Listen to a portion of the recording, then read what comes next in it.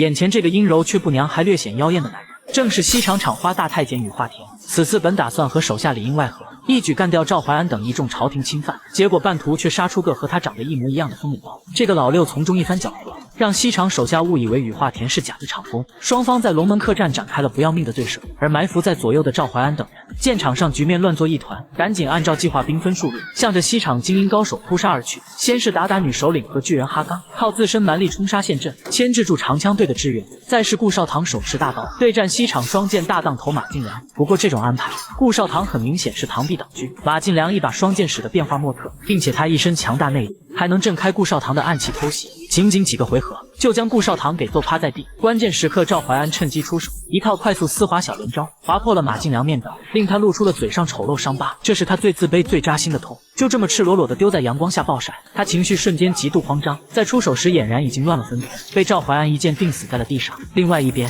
西厂二当头剑柄上系着一串银穗，挥动起来声势骇人。对战女首领时，频频利用他缠住对方小脏辫，但有利也有弊。他没想到女首领屡次吃瘪后，竟牢牢抓出银穗，以杀敌1000自损800的打法以命搏命。同时顾少棠赶来支援，丢出大刀，紧接着又丢出数枚暗器。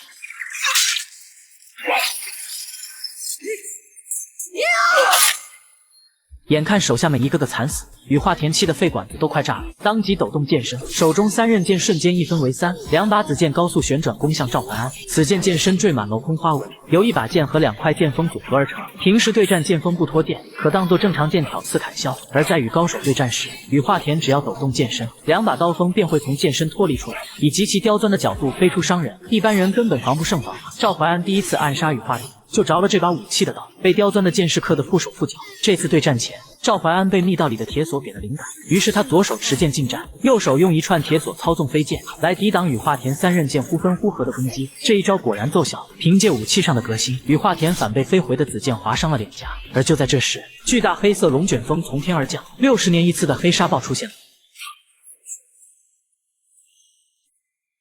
赵怀安趁机挖苦羽化田的身份，约他到龙卷风里一决胜负，这让本就爱美的厂花被划破脸就怒不可遏，现在又嘲笑他的太监身份，于是立即拍马随赵怀安冲进龙卷风，可谓是傲娇高手碰上了不怕死的侠客。两个人仗着一身浑厚内力，想在龙卷风里狭路相逢勇者胜，可在大自然的面前，人类如同蝼蚁一样渺小，两人根本就没交手的机会，就被吹得东倒西歪，衣帽凌乱，武器脱手，最后随着一阵轰隆巨响，同时掉进了一座古城之中。等黑沙暴过去，被黄沙覆盖了1000年的黑水城显出真容。当年此城遭遇外地入侵，城中仅剩108位勇士，为了最后的决战，他们将城中尸体以及黄金珍宝全封死在了皇宫大厅。结果当晚突发黑沙暴，黑水城一夜之间被掩埋在了黄沙底下。虽然这次能重见天日，但2个时辰后还会再来一次黑沙暴，把黑水城重新掩埋。于是风里刀等人赶紧进入皇宫，打算趁这个空隙将里面珍宝黄金搬运出来。结果巧合的是，赵怀安2人正好掉落在皇宫大厅，羽化田还拿到了一把削铁如泥的匕首。众人前脚刚进大厅，羽化田就将顾少棠擒住，要挟众人并挑拨离间他们的关系。但顾少棠却丝毫不慌，还表示这里满屋子的黄金，大家各取所需后成为一方诸侯，也就没了朝廷的敌对关系，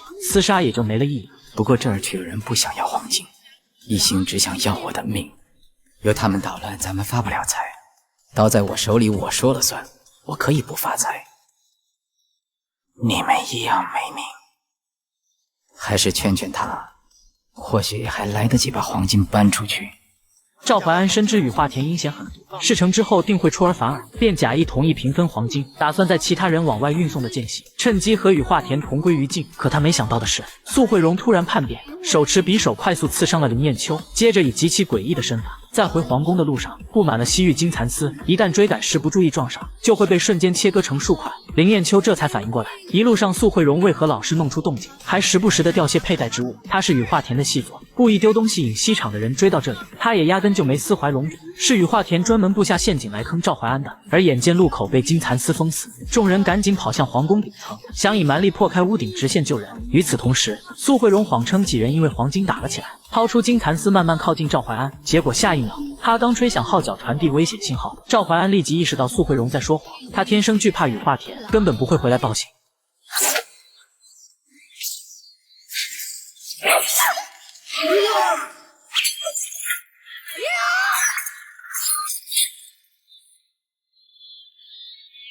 我为什么进来？我进来就是帮林彦秋。我杀了你这个薄情郎！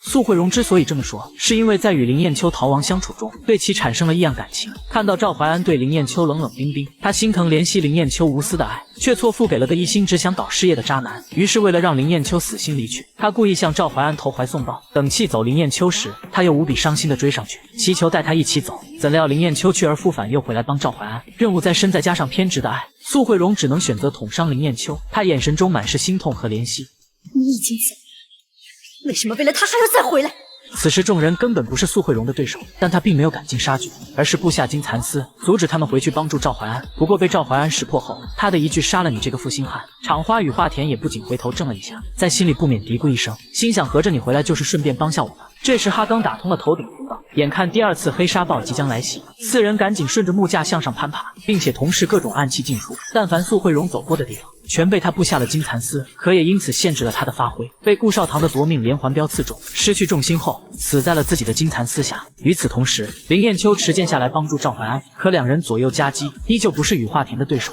打斗中，三人落入苏慧荣的金蚕丝内，赵怀安更是被羽化田的借力打中，控制林彦秋手中剑刺中自己，剑被困在这狭小空间不能后退。赵怀安忍着剧痛飞身而起，一套佛山无影脚踢的羽化田向左横移，而林彦秋则趁机拔出宝剑，使出转手剑高速旋转。此招是最适合贴身近战，就像开了挂的绞肉机，瞬间切断了羽化田脖颈大动脉。一代枭雄就此落下高台，尸身葬在了这座千年古城之中。对于这位阴柔爱美的厂花来说，也不失为一个好的归宿。随后众人赶在黑沙暴来临之前，将赵怀安两人救出皇宫。很快黑沙暴夹杂着黄沙呼啸而过，将黑水城重新掩埋在了黄沙地下。大漠归于平静后，林彦秋率先醒来，他不想成为赵怀安事业路上的羁绊，趁其昏迷时准备先行离去。